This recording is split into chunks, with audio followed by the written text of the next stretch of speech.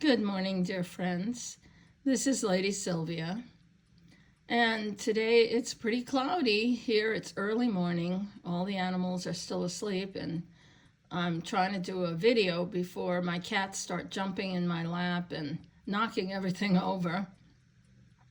But in the autumn, part of being in San Diego is you get this marine layer that comes in the night, and it gives fog everywhere, which is actually very beneficial to the dry plants because it leaves like a dew on everything and nourishes all the hillsides, which are like covered in chaparral. And a chaparral is like a type of sage, and you can really smell it very strong after a rain. Oh my God, it really, if you've ever burnt sage for whatever those uses that they use sage for, that's what it smells like. And in my case here, it smells like lavender because we have literally boatloads of lavender, and we have lots of sage that grows wild on the hillsides. Plus, I planted Mexican sage, which is that velvety purple flower. And I don't know if I posted that in one of my shorts or my posts, but if not, then I will. Anyway, probably around 9 or 10 o'clock, the fog just disappears as if a curtain was drawn, and the sun comes out brilliant and strong. It's amazing. It's really beautiful. So yesterday we went out to this place called Villa Montezuma, and I remember it from when we first dated 25 years ago. And I wanted to see it. I wasn't sure, is it still open? It's an old, beautiful Victorian mansion. And what I remembered the most about it was the stained glass, which is unbelievable. Well, we went, and sad to say, like many other old buildings from the old San Diego or like the old LA or, in almost every of the cities that we've ever lived in, the original Victorians are gone. In this case, this is one that was preserved, but unfortunately, the city grew around it. The I-5 freeway was built, knocking down, like whole streets of Victorian homes. Also, the 94 freeway, which is the Martin Luther King freeway, that took out half of that neighborhood. It's called Sherman Heights, I think. And the other sad part was that, oh my Lord, it was just, imagine a magnificent house, but it was bordered on all sides by pretty much not so nice neighborhood, let's say. And then on the one wall on the other side of the freeway, and this, this happens everywhere. It happens in LA a lot. On that one wall towards the slope of the freeway, there was a lot of homeless encampments. So anyway, we went in. You have to make an appointment. It's cash only. They're trying to raise money. They did get a grant from the city to fix the roof. Apparently, a couple of years ago, San Diego had these torrential rains, and the roof caved in and damaged some of the walls and the floors. So they're going to get that repaired. It's just a shame. These old houses, they just don't stand up. I mean, the interior of the house was beautiful and wisely chosen. The interiors were made of redwood. Redwood is very resistant to termites and bugs and all that other stuff. And the floors were made of Douglas fir, which held up pretty well even though it got wet. But there were several places we couldn't go. And several of the stained glass windows had to be removed to be repaired. And apparently real stained glass, which I have a few pieces in the house here, is the sectors are made of actual lead. And the issue with lead is that it softens in the heat, and so the glass kind of bubbles forward. She was explaining that. So they had to have several of the glass windows taken out to be re-leaded. Well, the glass that I have here in this house, the stained glass, none of it's facing any part of the heat. And there's a reason why I did that, was because I figured that the glass might get damaged. But anyway, the place was called the Villa Montezuma. I'll show you they wouldn't let any pictures. I was going to do a little film for you. It was just absolutely beautiful. The original fireplaces, the old English tiles. The floor had these beautiful, what they call encaustic tiles, which are, we saw that in the Lyndhurst Mansion in New York when I went to visit New York. It was just really beautiful. What a shame you couldn't see all of it. And so like up here, well, I think it was actually down in this section, there are windows that say spring, summer, winter, and fall, and have these flowers representing each of the seasons. And there's a beautiful statue right in this tower here. But you're not allowed to go up there anymore because I guess for security reasons. And then these gargoyles, which are dragons, they had to be removed when the ceiling was damaged. So they're actually down in the lobby. And it was built by this guy, you know, he only lived there for 2 years. It's really kind of sad. It was a beautiful, beautiful place. It's just a pity they wouldn't let me take any pictures. You see, there's a picture of the stained glass. And that's like in the music room. Oh my God, that was so beautiful in there. I really wished I could have taken you guys in there. I explained to her that I have a YouTube channel that, you know, is just a sharing channel. I'm not making money off this, but she said, oh, you know, they don't want people like ghost hunters. And I said, I'm not, I wish I was that big. I'm just a little person just trying to spread some education and try to get you more people to come to your museum. But she said, no, they don't allow any pictures and stuff, which was a real, you know, bummer. But anyway, I understand. And with all that homeless encampment, I think they were worried about security. And I said, you know, if the government gave you a $5 million grant for the roof and for the repairs, you should also invest in Ring security cameras, because there's a caretaker who lives on site. And, you know, they could maybe, you know, install all the Ring cameras. You could see every movement, plus the cameras come with a siren feature, and they have a warning. It says you are being recorded. We have them all around the house here. I have security, like even though we're on 6 acres, I have mega security, and it's just a thing. You know, my husband's real strong on security, and I agree with him, especially now that we're getting older. So we have security everywhere, and I couldn't understand why a building so beautiful. You know, and I said, you have electricity, right? She said, yeah. I said, well, then you can hook it up, and it has battery backup. But anyway, I don't think I don't know if they want to spend their money more on the rehabilitation, and I kind of understand that. But anyway, so that's what I did yesterday. Thank God for coffee. So yesterday I had on some bracelets that I'll show you. This is a Mexican piece in sterling. Isn't that pretty? And it's very small. I have small wrists. Everything, I tell you, since I lost the 63 pounds, my God, everything is loose on me.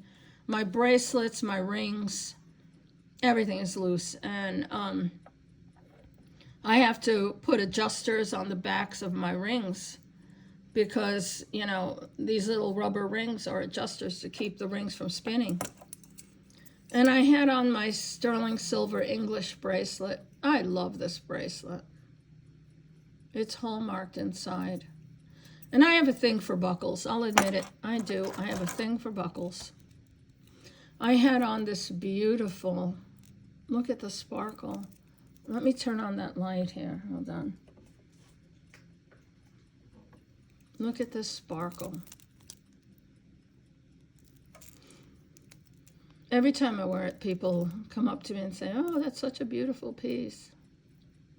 So these are my antique rings, my Edwardian and platinum and diamond. This is a natural over 2 carat yellow diamond.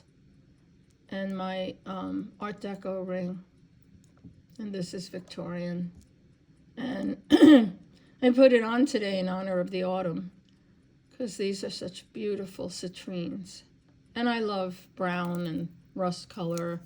And now that it's autumn, I get to put on a jacket. Although, you know, be honest, San Diego, it's such insanity, you know. It's cool now in the morning, and then the sun comes out and boom, you got to peel that jacket off because it's t-shirt time again. So it's really, really kind of funny. But anyway, I love that bracelet, and it's set in sterling. And this bracelet is sort of a strange, almost like a buckle style, but it's very pretty, isn't it? I got that a long time ago when I first met Anna from Vintage Jewelry Galore. I think this is called a wheat chain or something. Anyway, it's very strong, and it's very sturdy, and it's heavy, but not so heavy that it's you know, encumbers you wearing it. But it's really cool bracelet. I just absolutely adore that bracelet. And so this piece here is on a heavy sterling chain. And these are now very collectible. They were little, they were from England. They were rewards given out at contests or for competitions and tournaments. And they're all one more beautiful than the last. And this one here is dated. Oh, it's not dated. Or is it? No. But it's hallmarked. All of them are hallmarked. This one is unmarked, but hallmarked sterling. And you could see the shield. This one, W.C. Uden's Gold Medalist Contest, 1942. And it's just beautiful. I found these in an antique shop when I lived in Monterey, California. Look at how beautiful that one is. And I kept it.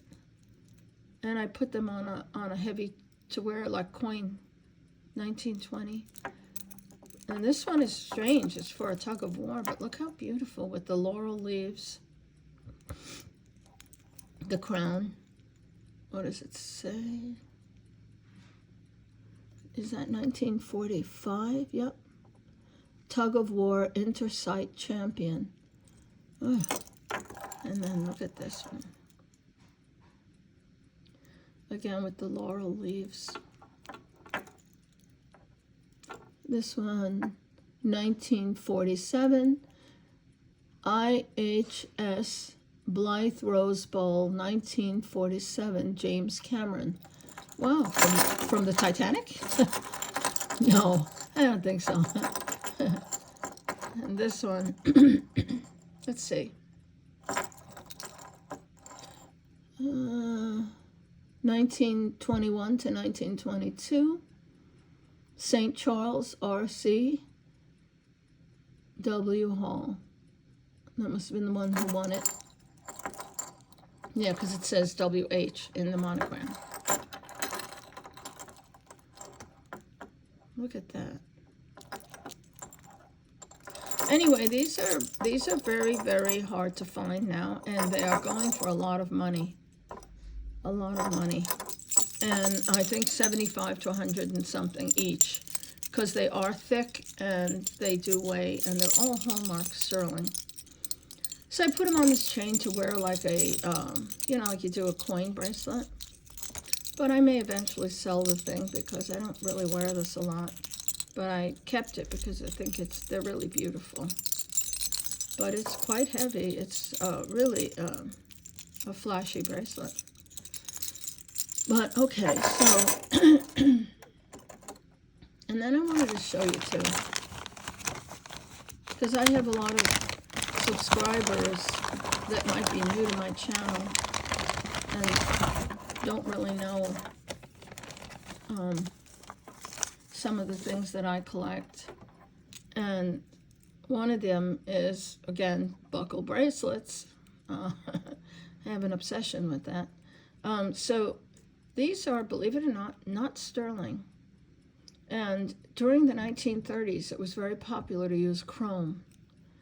Chrome doesn't tarnish. Looks like silver, but does not tarnish. And this has a gold overlay in the middle. Notice that in the leaves.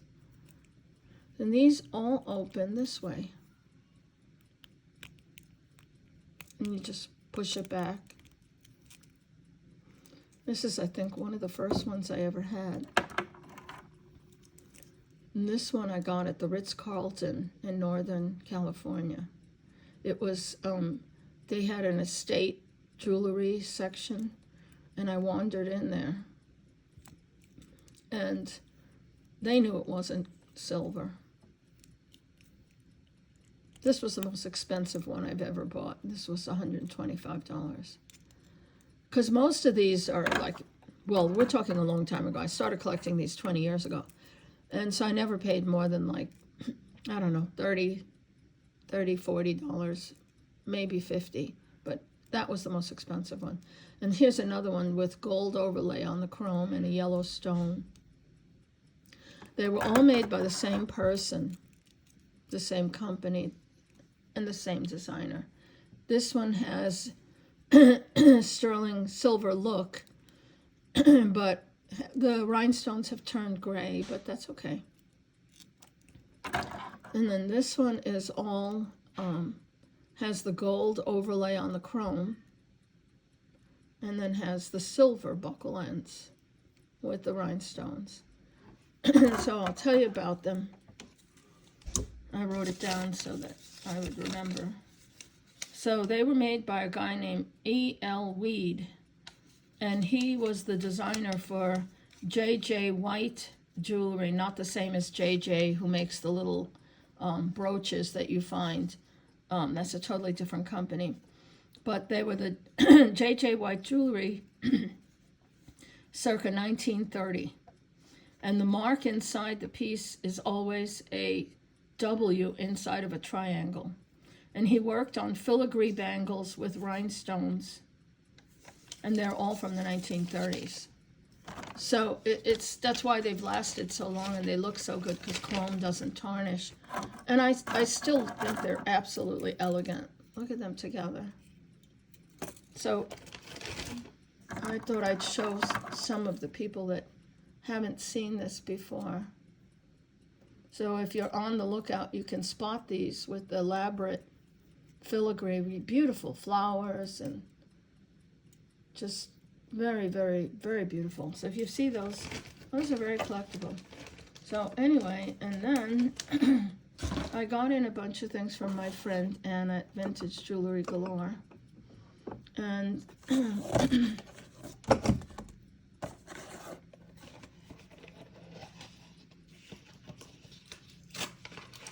and I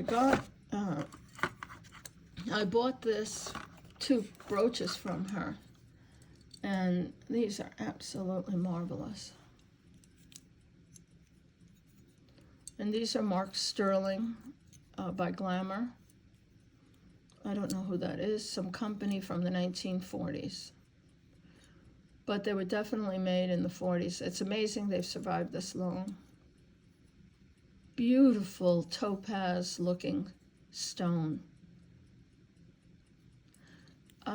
Since the pin goes this way, here's the pin, I would assume you're to wear it this way. Anyway, I think it's beautiful, and I got a very good deal on them. She always finds great deals. So I will put that in here, in my little antique jewelry box. And then the other pin I got from her, made, I think, by a similar company, was this one.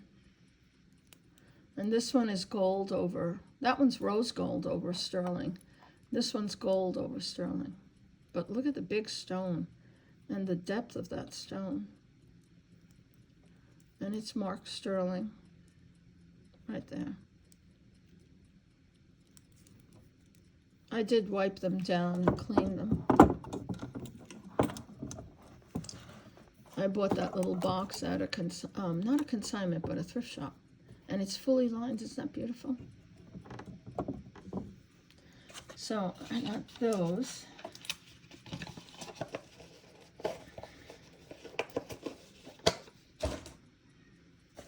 And then I got this.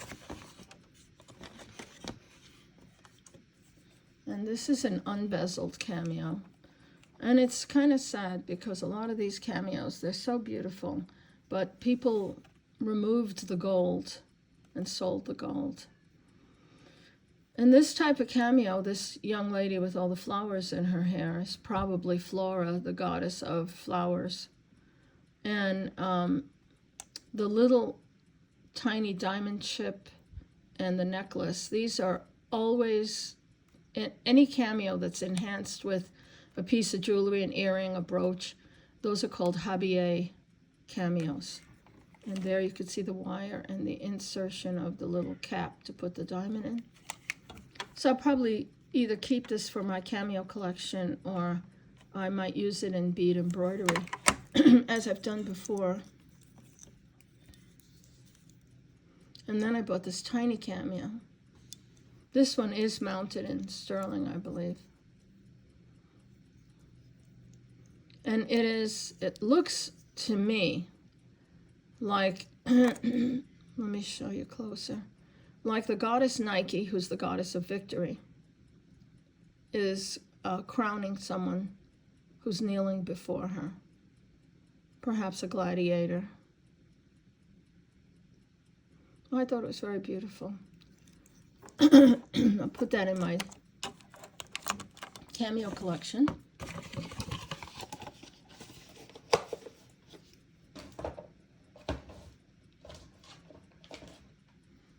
And then, oh yeah.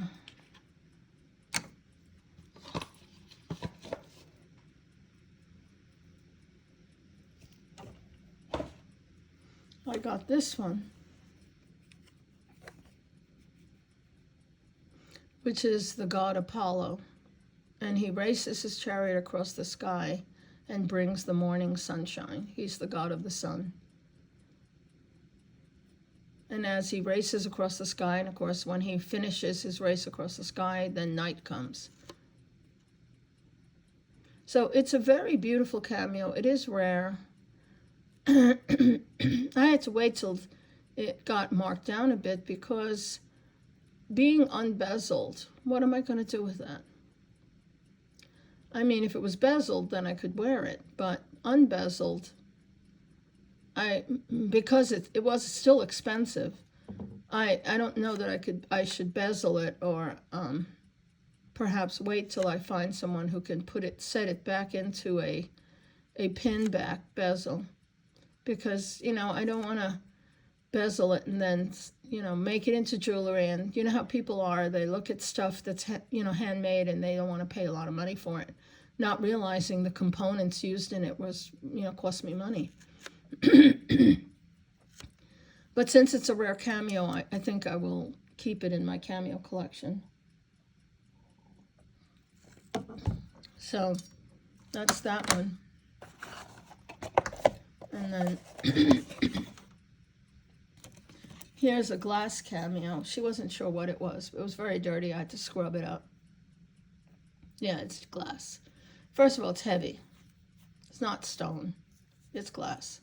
This is a common mold that you'll find in cameos. The lady with the flowers and her head turned that way. Sometimes they reverse it and she's facing the other way. But yeah, it's glass. So I didn't pay a lot for that. And then I bought this beautiful Greek key pattern, very thin bangle. I need to clean it up a little bit on the inside. It's a bit dirty. But it has a safety. And I thought it was very beautiful. So, and then I bought this. It's not a watch. It was a watch at one time. I have to ask her because I think she tested it and I think it's sterling. So it's very heavy. It has this blue enameling. And then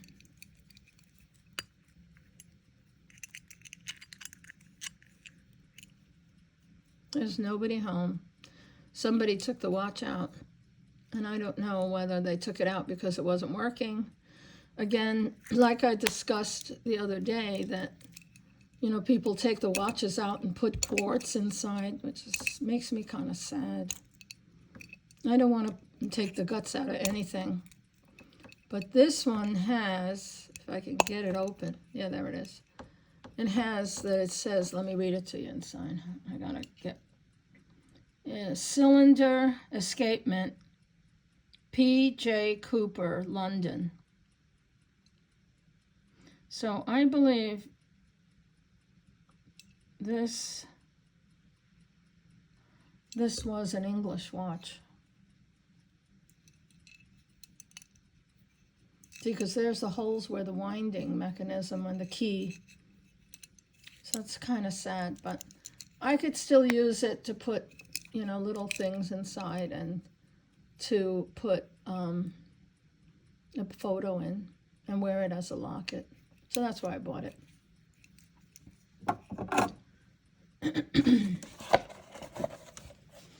And then I bought these two pieces, which I love damascene. And of course, because it has birds.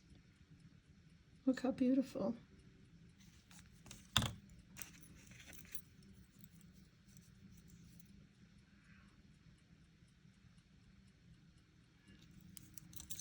So, and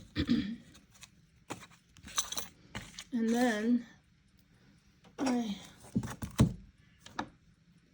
got this piece, and I don't know if I showed you this before. So this butterfly is lab-created sapphires, black sapphires. I had bought one before, and then my housekeeper friend fell in love with it and begged me to sell it to her, so I did. And then I actually gave it to her. I didn't charge her anything. So then I had to go back and search, and I found this one. The only problem is, look at the size of that stupid bale. So I'm going to bead embroider. I'm going to bead weave a chain for it. And maybe get some Swarovski crystals woven in it to match this dark blue. And of course, I do love butterflies very, very much. And we try to plant a lot of milkweed and flowers to encourage the butterflies to come to the house. We had a lot of monarchs this year coming through, probably from Mexico, so we were really excited about that. I'm so sorry. Early morning, I get a frog in my throat. So we planted a lot of milkweed, and I have everything. Marguerites, I have salvia, I have zinnias, all kinds of flowers to attract hummingbirds, not counting the lavender and the roses, which we have tons of. So one of the last things I bought from her was this beautiful, this is very commonly found broken, which it is broken. This is an old leather Civil War photo case. See the grapes? It's such a shame these things aren't well taken care of by the families. There's the other side, which usually has the velvet to preserve the glass. And this is an ambrotype. I wasn't sure, when Anna showed the photos, I wasn't sure she was showing a tintype. But it is on glass, and therefore it is an ambrotype. And it is absolutely beautiful. Now let's take a good look at that lady. Now, what do you notice about her? Besides, of course, they embellished with little gold paint her pendant and her bracelet. But this is the Civil War period. Obviously, this is summer. So you notice the short sleeves. She's a very beautiful young lady, perhaps a soldier's fiancée or wife. So we're looking at her beautiful hairstyle, and you say, well, what the heck's going on with those two big lumps on the side of her head? Well, actually, they're like side swoops. That's what I call them. And they come down around the back into a braided bun. And I wanted to show you this, and this is the reason why I bought this, is that this shows you that doll manufacturers, German doll manufacturers, copied the styles of women from the time period they were made in. So you can always kind of date your doll, we're talking about my china heads, by the mimicking of the style of the hair. Now, how did she get her hair to be so poofed out like that? Well, there was a lot of ladies' hair treatments that they used to oil their hair. And the problem with those hair treatments was a lot of them had a petroleum base. And if a woman stood too close to a fire to keep warm, it could actually set her hair on fire. And I think there was a poet, and his wife was attending the guests, and she leaned forward to stoke the fire, and her hair caught on fire, and she actually caught on fire and died. So women used to get this big stiff side swoop. Okay, they used to comb their hair and save the hair. Let's put her down for a second. And you would comb your hair and then stuff your hair in the hole. These are hair receivers. They come in many different styles. This one is one of my favorites with the cherubs. And you would actually save your hair. I know that sounds gross to modern day society, but hair was used in mourning. They wove it. There were actually factories that wove elaborate, almost like a plaid pattern, feather patterns. There was all kinds of ways they would actually plait the hair for mourning jewelry. And then after that, women would save their hair at home to help boost up their sort of bouffant buns, and as in the example of these side swoops. So a lot of times the side swoop, that's what I call them, they were stuffed with her own hair. And if you didn't have that, they'd even use horsehair. So remember to look at her, and I'm going to pick up my phone. Hold on. Try to be careful. And I'm going to show you, I brought this doll out just to show you guys. And she's one of my very first chinas that I ever bought. Well, actually, my husband bought her for me for Christmas. So she's a Kessner. She is from about 1850, 1860. She's rare because she's the brown eyes. Now, of course, she has to have her antique jewelry on. But what makes her different, and I want you to look as I slowly turn her. Do you see those side swoops? And then as I turn her again, what do they terminate in? A braided bun. So you see that the China doll makers, and look how beautiful how their brush strokes created like hair would be. She's an absolutely magnificent example. But again, I did this to show you that the China doll makers definitely mimicked the hairstyles that were current with women.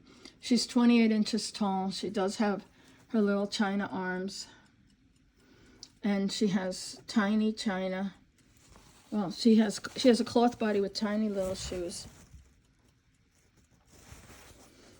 And her dress was made, I picked out the fabrics, and it was made by a dressmaker. So just wanted to show you how the dolls copied the current hairstyles of that time period. Anyway, my friends, I send you love and lots of greetings, and hope you enjoyed this little video of show and tell and me chatting away. I hope you enjoyed it. I know a lot of my subscribers, you enjoy the stories. Well, my friends, till next time, God bless you all. Take care. Bye-bye.